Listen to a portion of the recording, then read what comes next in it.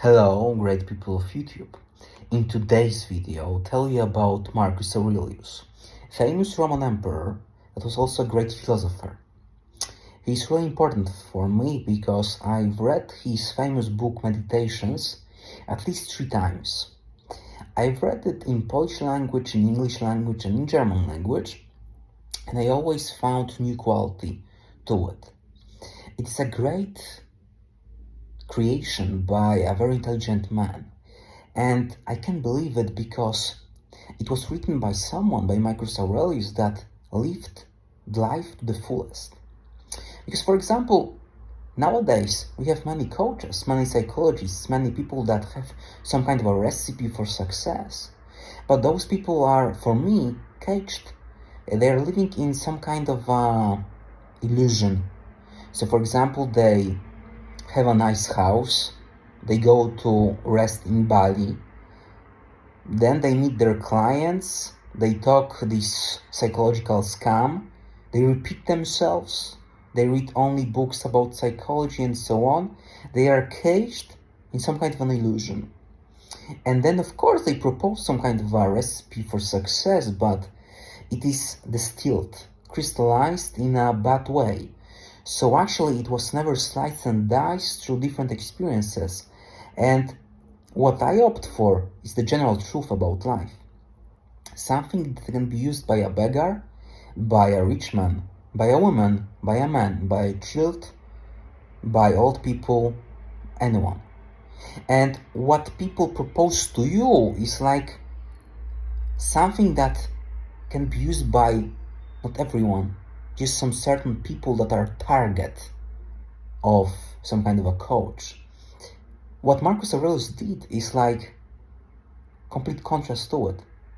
It's a perfection of thought done by a man that had many children, of whom many died, by a man that pursued many brutal wars and won them, by a man that was surrounded by wealth, women, and did not corrupt himself, by a man that was hated and loved at the same time, by a man that had every mean to become a demon, yet he remained a good husband, great friend, and most importantly, intelligent philosopher. So Marcus Aurelius wrote Meditations for himself. It was a practice, because he was an emperor and he was reading books, he was thinking about life, and he saw that he can write letters to himself just to analyze life a little bit better. And later, some medieval monks found those letters and they copied them, and right now we can read those letters, It's interesting because it implies that Marcus Aurelius never had an ambition to be a writer. He didn't want to teach anyone anything. He was just writing things to himself because he wanted to practice them in a deliberate way. But we have this unique luck, thanks to medieval monks, that we have copies of this and we can read right now. And just think about it, so many years passed. Marcus Aurelius right now is, well, it's up to you. If you're religious, you can believe he's in heaven or something. I think the most reasonable, according to materialistic philosophy, is that he just no longer exists. He's not even ash, not even dust. He's just some kind of an entity in our heads. And most often, he's not understood because we distill him through our own point of views. So, for example, if you propose Marcus Aurelius to someone that is not very bright and intelligent, he will think that, oh, Marcus Aurelius is some kind of weakling. Why write letters to yourself? Why be a philosopher? You should dominate life. Right? Then you put Marcus Aurelius to eyes of someone that's not accustomed to a developed language, yet this person is intelligent. But he or she will say, well, I don't understand this. We need other means of success in life. For example, I showed Meditations of Marcus Aurelius to some kind of a female doctor, and she did not understood this. Because her brain, of course, it's developed. Her brain can learn biology and chemistry and all the medicine and everything. The thing is, her brain is not predisposed for philosophy. I truly believe that philosophy is the pinnacle of human thought. Because science is creation of humans. And even though it's useful to some extent, after all this process, you need to remember one thing. One day sun will disappear and you cannot stop this. All humans are just artificial creations, misconceptions of nature. They can live as long as they want. The thing is, the sun will not wait for them. They will disappear. So everything you do has no sense a priori, So you can lengthen your life through science. You can live successfully. For what? You will disappear one day. Sun will disappear. It's mathematically proven. It will happen. So life is not about one recipe for success to achieve through science, logics, wealth, women, anything. It is about thinking and being aware. And when you accept this, when you accept philosophy, you no longer need anything. Because, for example, crippled person with a cancer, person that was molested, person that was a thief, person that was a murderer, and so on. Any of those people, if they accept and cherish philosophy, they will find pleasure in life. Because they will see that life is not about some kind of a goal. Because life has no goal. All you do, most of the people, what they do is they accept the copies of other people's thoughts. So for example, they are born in Christian family, so they accept, I'm a Christian, I will have a wife, my children. So they have this artificial goal and they pursue it. And some people do not succeed. For example, they become, let's say, a female from a Christian family, has the situation that she's poor, so she needs to become a prostitute and she sells her body. And she's tormented by pangs of consciousness. And she thinks, I'm a bad person because I'm a prostitute. Other example, you have a man from Christian family and he's told by his friends, family, history, literature, all the illusions from television and so on, that he needs to have a wife and children, and he does not succeed. And once again, he has complexes, he feels bad, he feels that he did not succeed. And those two examples are wrong, because like I said, life has no goal a priori, no goal,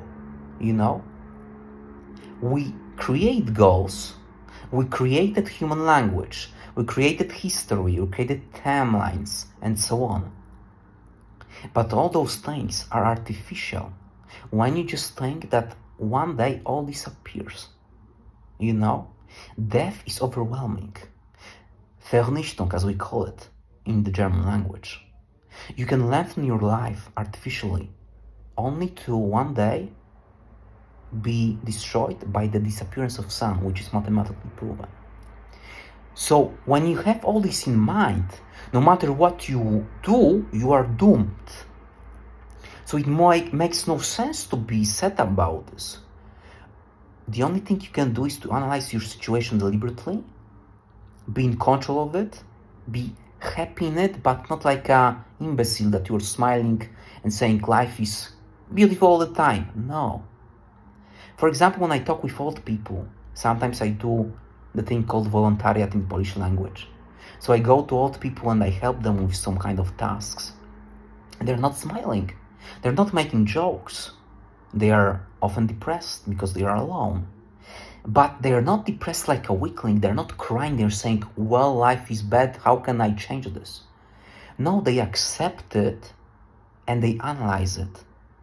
And that's the only thing that I require from people. That they do not want to change their situation because it makes no sense. For example, not everyone can be a great bodybuilder because some people have bad genetics. For example, I have a lack of good genetics. I have all well-known masculine traits, broad shoulders, small waist, and so on. But some people have diminished shoulders. They have, for example, big legs. And no matter how hard they work in the gym, believe me, I am a personal trainer. I know those people. No matter how hard will they work on their shoulders and delts, they will never have the shoulders that I possess. And you can describe those examples to the infinite. We're not equal. And that being said, it makes no sense to pursue some kind of a abstraction. There is no one happiness, you know. You can be happy as a cripple, and also what does it mean to be happy, you know. Because I'm cautious with this word, because when I hear happiness, I see those fake people from TV that are smiling and telling you, go to Bali, make wife, make children, buy house. It's not happiness. So you need to change the definition of happiness, and we come to the problem of linguistics of human people. It was already described by Francis Bacon in 16th century when he said that we have this idol of language, you know. So for example, someone is talking about happiness. I know, I'm meeting a girl, let's say, and I'm talking to her about happiness, and she repeats after me talking about happiness, but my definition of happiness is, for example, being confident in my own thoughts, that no matter what I do, I'm composed and happy, no matter what happens, and I'm stoic. And when she's saying something about happiness, she's thinking, oh, I want to have a husband, I want to be rich, I want to go to Bali, I want to make Instagram or daily story about it, and so on. Complete contrast. So, back to our topic of Marcus Aurelius. Even though he was rich, wealthy, intelligent, powerful, he was Roman emperor and so on, he never succumbed to it. He knew that there are people that are crippled, that are ill, that are completely wrecked, and he respected them. And also what he did, he analyzed his situation deliberately.